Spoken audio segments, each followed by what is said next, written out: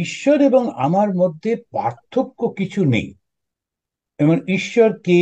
তখন আমাদের বেদান্ত খুব সুন্দর করে বলছেন যে ঈশ্বর হচ্ছেন মায়া উপহিত চৈতন্য। চৈতন্য মানে যে চেতনা, সেটা ঢেকে রেখেছে কি দিয়ে? মায়া দিয়ে। মায়া হচ্ছে যে আমাদের যে ওই যে ভুলটা করি, আমরা যে ভুল ভাবি, ওই সমস্ত।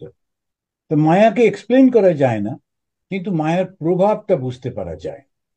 তা ভুল কি হয়? যেটা সত্য সেটাকে ঢাকা দিয়ে তার উপরে আর একটা কিছু ওরা দিয়ে দেন। এটা হচ্ছে মায়ার কাজ। তো মায়া উপহিত, উপহিত মানে কভার চৈতন্য, চেতনা, কনসিয়াসনেস। তো তিনি হচ্ছেন ঈশ্বর। তাহলে জীবকে, ইন্ডিভিজুয়াল সেলফ যারা, তারা কারা? তখন বলছেন অহংকার উপহিত চৈতন্য।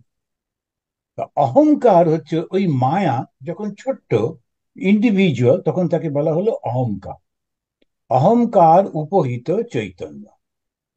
উপহিত মানে ঢাকা। তাহলে আমার একজন ইন্ডিভিজুয়ালের সেটা চৈতন্যটা ঢাকা রয়েছে অহংকার দিয়ে, আর যিনি ঈশ্বর তার চৈতন্য ঢাকা রয়েছে মায়া দিয়ে। তো ঈশ্বর খুব বড়, তাই তার ঢাকনাটাও অনেক বড়, মায়া। আর আমি খুব ছোট্ট, সুতরাং আমার ঢাকনাটা ছোট, এটা হচ্ছে অহংকার। এবারে মায়াটা আর অহংকারটা সরিয়ে দিলে থাকলোটা কি? দুজনেই চৈতন্য। সেই জন্য ভগবান শ্রীরামকৃষ্ণ দেব তিনি প্রথম ডাক দিলেন ঈশ্বর লাভ মনুষ্য জীবনের উদ্দেশ্য। যখন সমস্ত ধর্ম বলছে তুমি পাপী, তুমি এসে একে ধরো ওকে ধরো, এইটা করো সেইটা করো, কোনো রকমের স্বর্গে যেতে পারলে তুমি হয়ে গেল তোমার সবকিছু, এরকম কত রকমের চিন্তা চলছে। সেখানে হিন্দু ধর্মের অত্যন্ত স্পষ্ট করে বলছে তুমি নিজেকে ভগবান তৈরি করো, নিজে ভগবান হয়ে যাও। আর কি করে হয়ে যাব? ওই শুধু ওই ঢাকনাটা সরিয়ে দিতে হয়। এই ঢাকনাটা সরাবো। ঢাকনাটা কি? ঢাকনাটা হচ্ছে অহংকার। অহংকারে কি হয়? এই যত সমস্যা ওই অহংকার থেকেই হয়। এখন একজন বলল যে আমি ডান দিকে যাব, তার বন্ধু বলল না আমি বাঁ দিকে যাব, ব্যাস। এবারে ছিল বন্ধু, শুধু ডান আর বাঁয়ে এসে হয়ে গেল শত্রু। কিছুতেই আর তারা বন্ধুত্ব হতে পারলো না। তো আমরা পলিটিক্সেও দেখেছি, কলেজে একসঙ্গে পড়তো, তারপরে রাজনীতিতে গেল, একজন ডান দিকে একজন বাঁ দিকে, তারপরে ভয়ঙ্কর শত্রু হয়ে গেল। তো গোটায় গোলমালটা হলো এই অহংকার। আমি যেটা বুঝেছি ওটাই ঠিক, তুমি যেটা বুঝেছো ওটা ভুল, এইটা দেখ। এখন এইটা কেন হয়? এই অহংকার থেকে হয়। অহংকারটা কি বলা যাবে না, কিন্তু এমন একটা শক্তি আমাদের মাথাটা গুলিয়ে দেয়। আমরা যেটাকে কিচ্ছু নেই সেটাকে এত ভালো মনে করি, মনে হয় ওরে বাবা কি ভালো কি ভালো। আমি লন্ডনে গেছিলাম, গিয়ে প্যালেস দেখতে নিয়ে গেল। ওই দরজার ফাঁক দিয়ে দেখলাম বিশাল বড় বাড়ি, সামনে সেই সুন্দর সেজে গুজে গার্ড দাঁড়িয়ে আছে, ভেতরে বিরাট কোর্টিয়ার। তো আমরা যারা ছিলাম সবাই গুজগুজ করছে, নানা কি সুন্দর থাকে এরা, কি ভালো থাকে। আর ভেতরে যারা থাকে তারা ওখান থেকে বেরোবার জন্য ব্যস্ত। কেউ কেউ বলছে না বন্দি দশা। And কেউ বলছে না বাবু আমি আমার নিজের মতো করে বিয়ে করব, কেউ বলছে না আমি নিজের মতো করে জীবন কাটাবো। নানান থাকতে পারছে না ওরা ভেতরে। এখন যারা রাজ পরিবারে জন্মেছে তারা খুশি নয়, আর যারা রাজ পরিবারে জন্মায়নি রাস্তা থেকে ওই দেখছে, তারাও খুশি না। কেন? কেন না, আমরা দুজনেই ভুল করছি। ও ভাবছে রাস্তায় এলে সাধারণভাবে থাকলে ও বোধহয় আনন্দিত হবে। আমি ভাবছি রাজবাড়িতে জন্মালে সেজে গুজে বারান্দা থেকে হাত নাড়লে আমি বোধহয় হ্যাপি হব, খুশি হব। দুজনেই ভুল করছি। কোনোটাতেই সুখ পাওয়া যায় না, আনন্দ পাওয়া যায় না। তার কারণ এগুলো সব লিমিটেড। তো এই লিমিটেশনটাকে যদি আমরা চেঞ্জ করে ফেলতে পারি, আনলিমিটেড হয়ে যেতে পারি, তখন সেটাই হচ্ছে আনন্দ।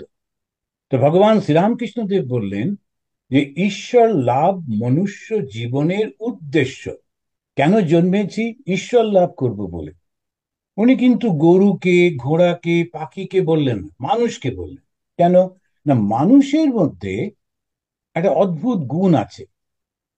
সেই গুণটা হচ্ছে ও বিচার করতে পারে। গরু বা অন্যরা, পশুরা, পাখিরা অল্প অল্প বিচার করতে পারে, কিন্তু মানুষ খুব সুন্দর বিচার করতে পারে। ওই বিচারের শক্তিটা হচ্ছে ঈশ্বরের কাছাকাছি ওকে নিয়ে যায়। আর মানুষ যত সংস্কৃতি সম্পন্ন হয়, যত সে পড়াশুনো করছে, যত সে মনটা ধ্যান করছে, ধ্যানের মধ্যে দিয়ে সে মনটাকে আরো সূক্ষ্ম করে ফেলছে, তত সে আরো সুন্দর করে বুঝতে পারে, আর তত তার মনটা তীক্ষ্ণ হয়, এই বিচারটা করতে পারে।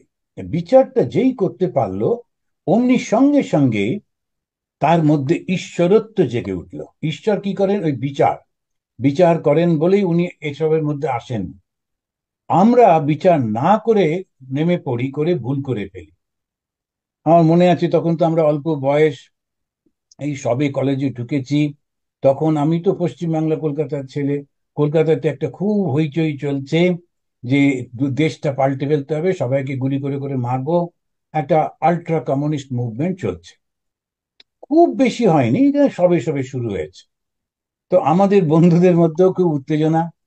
সেই উত্তেজনাতে একজন বলা হলো যে ওরা সব লিডাররা আসবে, তা এসে তারা আমাদেরকে সব কথা বলবে। আমাকে বললো, তুমি যাবে? আমিও খুব উত্তেজনা, চলো দেখি কি দাঁড়ায়। তো একটা বাড়ির বড় ঘরের মধ্যে দরজা টরজা জানলা টানলা সব বন্ধ, অন্ধকার করে বসে আছি। তারপরে মোটর বাইকে গম গম করে দুটো ছেলে এলো, তাদের মাথাতে ঢাকা, মুখটা ঢাকা, চোখে গগলস। ওই অন্ধকারের মধ্যেও দুটো তিনটে মোমবাতি জ্বালিয়ে মিটিং শুরু হলো। তারপরে ওরা আমাদেরকে বলছেন, এই কাছেই একটা ওই গরিব বাচ্চারা পড়ে, তাদের একটা স্কুল আছে, প্রাইমারি স্কুল। ওই স্কুলটা আগুন ধরিয়ে দিতে হবে, বোম টোম মারতে হবে, বিপ্লব করতে হবে। কারা কারা যাবে হাত তোলো, আমরা তোমাদেরকে বোম দিয়ে দেব, তোমাদের হাতে বন্দুক দিয়ে দেব। তো সবাই খুব উত্তেজিত। আমার একটা বন্ধু ছিল, সেও একেবারে হাত তুললো। আমি বললাম, "এই, হাত তুলছিস না, দাঁড়া।" তারপরে আমি বললাম, আচ্ছা আমার একটা প্রশ্ন আছে। তখন ওরা বলছে, কি প্রশ্ন? আমি বললাম, প্রথমত আপনারা মুখ ঢেকে এসছেন কেন? আপনারা কারা সেটাই তো আমরা জানি না। আপনাদের কথা আমি শুনবো কেন? বুঝতে পারছি না তো আপনারা কারা।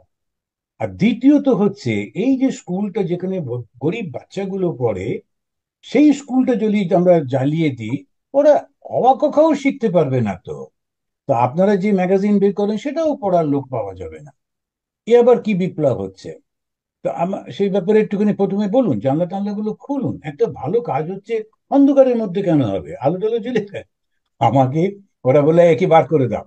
ভাগ্যিস ভাগ্যিস বার করে দিয়েছিল। পরবর্তীকালে আমরা এখন এসে শিকাগোয় বসে আপনাদের সঙ্গে কথা বলছি, নইলে ওদের সঙ্গে কোন জঙ্গলে পড়ে থাকতে হতো। ওই যে আমরা যে ভুলটা করে, আমার ওই বন্ধুটা ভুল করল, ওদের সঙ্গে থেকে গেল, পরবর্তীকালে ভীষণ কষ্ট পেল। একবার আমি তখন সন্ন্যাসী হয়ে গেছি, এই বেলুড় মঠে গেছি, বোধহয় বাগবাজারে মায়ের বাড়ি। হঠাৎ করে ওর সঙ্গে রাস্তা দেখা হলো, আমি চিনতে পারিনি, ও চিনতে পারলো। তারপরে আলাপ পরিচয় করে, তো আমি বললাম, হ্যাঁ তুমি কেমন আছো? ও বললো, না আমি ভীষণ কষ্টে আছি, তবে তোমার ডিসিশন ঠিক ছিল। তাহলে মানুষ ভুল করে কেন? ওই ডিসিশনটা ভুল করে। কেন ডিসিশন ভুল করে? বিচারটা ভুল করে। কি বিচারটা ভুল করে? প্রথমেই ধরে নিই যে এটা দারুণ সুন্দর হবে, এইটা করলে এইটা হবে। সেই জন্যই বলা হচ্ছে, মানুষের মধ্যে ঈশ্বর একটা অসাধারণ শক্তি দিয়েছেন, সেটা হচ্ছে ওর বিচার। ওই বিচারটা ঠিক মতো করতে হবে। সেজন্য আমাদের শাস্ত্র একটা তৈরি হচ্ছে, প্রথমে প্রথম শ্লোকটা বলছে, অথ বিচার কর্তব্য। একদম প্রথমে হচ্ছে বিচারটা করতে হবে। বিচারটা কি বিচার? সৎ আর অসতের বিচার। এটা একেবারে ওই বেদান্তের কথা। সৎটা কি? যা চিরকাল থাকে। আর অসৎটা কি?